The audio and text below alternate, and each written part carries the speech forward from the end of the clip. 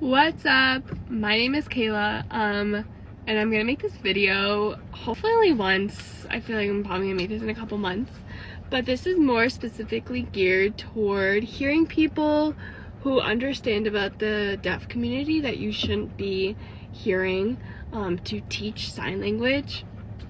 And I get a lot of you guys in my comments saying, if you're not deaf, you can't be teaching sign language. You guys perpetuate ableism and autism in that own question because you are hearing me and seeing me and already saying to yourself, she isn't deaf, she can't be deaf, she can't be hard of hearing, like I need to attack her. Guys, you're not deaf, you're not in the community, you're not in the culture.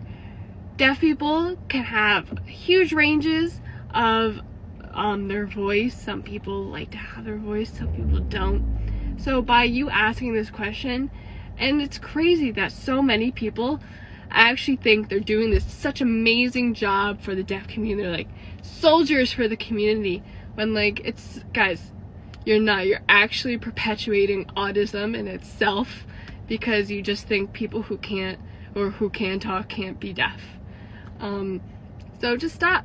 If you don't know the person, which you don't because we're on social media, you don't know them, you don't know our lives, don't say anything. If you have nothing nice to say, don't say it. I know it's a crazy thought, but yeah, just want to say that because I've been getting so many hearing people like, oh, I thought I was doing something good, and it's just like, you thought you were, but you're not. So you need to stop because you are hurting a bunch of deaf or hard of hearing creators who either can talk or can't talk, and them being able to talk is none of your business.